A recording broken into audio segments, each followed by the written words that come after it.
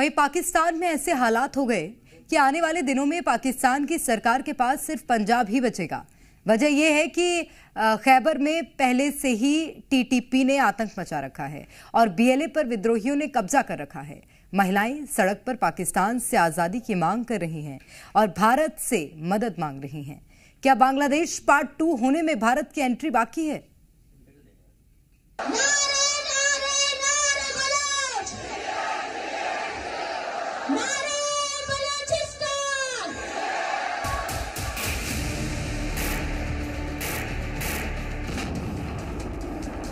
बलूचिस्तान में बीएलए का दबदबा पाक राजधानी तक सिमटा।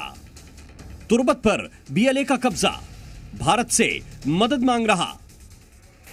बलूचिस्तान पर शहबाज सरकार और आर्मी की पकड़ पूरी तरह से कमजोर हो गई है। पाकिस्तान का असर सिर्फ बलूचिस्तान की राजधानी क्वेटा तक ही रह गया।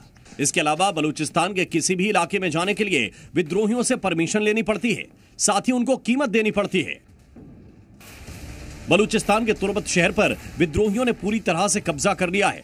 दूसरी तरफ पाकिस्तानी आर्मी और पुलिस के अत्याचार, बलूच नेताओं की गिरफ्तारी के खिलाफ हजारों प्रदर्शनकारी सड़क पर उतर आए हैं, जिसमें बड़ी संख्या में महिलाएं हैं। एक तरफ बलोच आर्मी का धीरे धीरे पूरे राज्य पर कब्जा और दूसरी तरफ पाकिस्तान के खिलाफ प्रदर्शन हो रहे हैं। साथ ही पाकिस्तानी सिक्योरिटी और उनकी गाड़ियां देखते ही बलूच उन पर अटैक कर रहे हैं। पाकिस्तानी सरकार और आर्मी के लिए अपने ही राज्य में हालात ऐसे हो गए हैं कि लोग उनकी जान के प्यासे हो गए हैं। वहीं अब बलूच अपनी आजादी के लिए भारत से मदद मांग रहे हैं, क्योंकि भारत कई बार बलूचों के जख्म पर मरहम लगाता रहा है।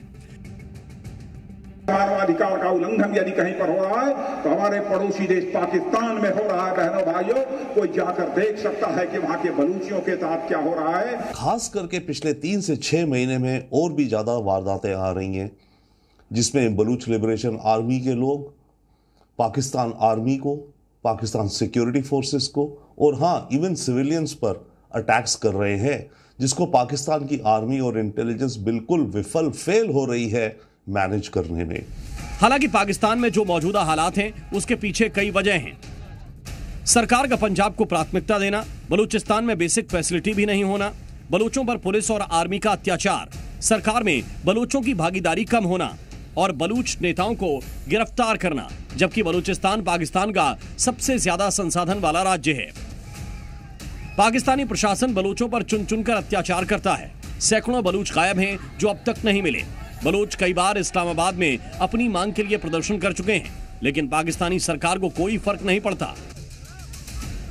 पिछले हफ्ते बलूचिस्तान की सबसे बड़ी नेता महारंग बलोच को भी पाकिस्तानी सरकार ने किडनैप कर लिया है और उनके साथ कई महिला नेताओं को अगवा कर लिया गया है और उनकी रिहाई की मांग को लेकर बलूचिस्तान के दर्जनों शहर में प्रदर्शन हो रहे हैं।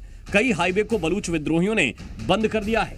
पाकिस्तान की आर्मी ना अटेंशन पे कर रही है, ना उसके पास इकोनॉमिक बेसिस है।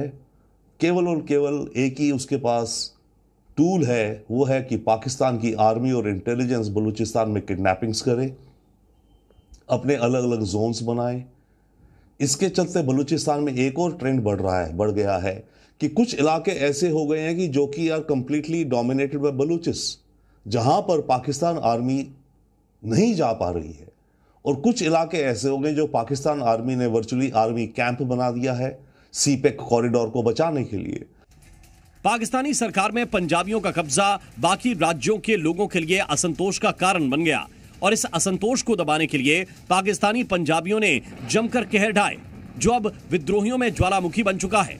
और ताजा हालात देखकर तो ऐसा लग रहा है कि अब विद्रोही आजादी लेकर ही रहेंगे, पाकिस्तान से अलग देश बलूचिस्तान बनाकर ही रहेंगे।